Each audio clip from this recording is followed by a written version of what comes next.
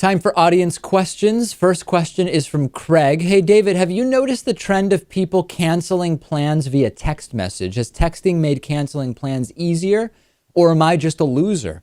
This is a really good question. I actually just read an article on Mike.com called There's a Modern Problem Affecting Our Friendships and It's Time to Talk About It. And particularly in big cities, like in New York, for example, this has become a really common thing. There are certain people who I just know are going to cancel plans. When I make group plans, I assume that certain people are going to bail at the last minute. And there's actually a few people that regularly try to make plans with me to get drinks. And I make the plans, and I know invariably I will get a text message hours before saying something came up and they're canceling. And in fact, this recently happened for the third time with the same person.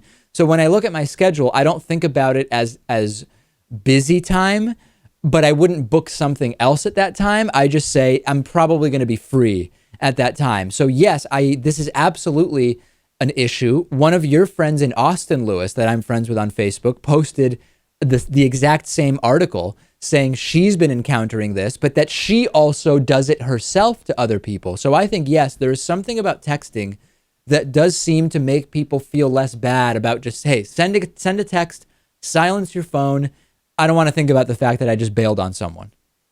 Yeah, because you're just sending them the message and there's not this back and forth. They can't ask you why. They can't try to pressure you. Right. You're not hearing them. They're not hearing you.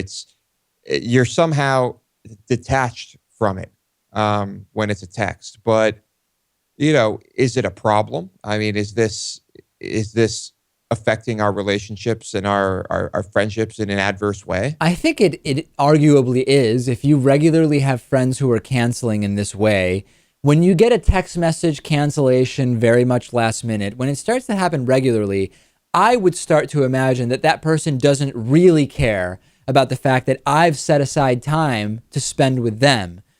So I get emergencies happen, but if emergencies happen every time to the same person, you start to wonder a little bit. So yeah, I think that this can have an impact on friendships. Fortunately, I don't know too many people who regularly do this.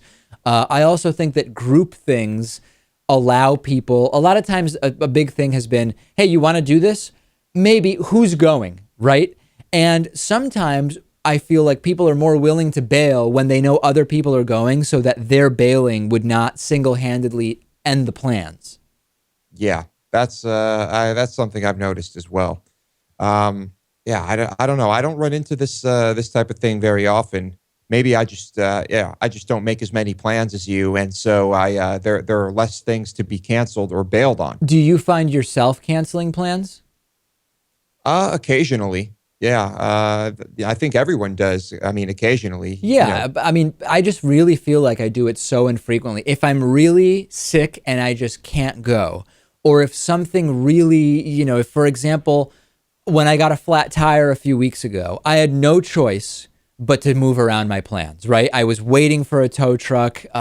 What I could do was truly limited. But if it's going to make it so that, oh, you know what, I've got to go grocery shopping and then I've got to rush over and meet someone. Yeah, it would be probably easier if I didn't have those plans, but I'm not going to cancel because of that, because I respect that someone else has arranged to see me.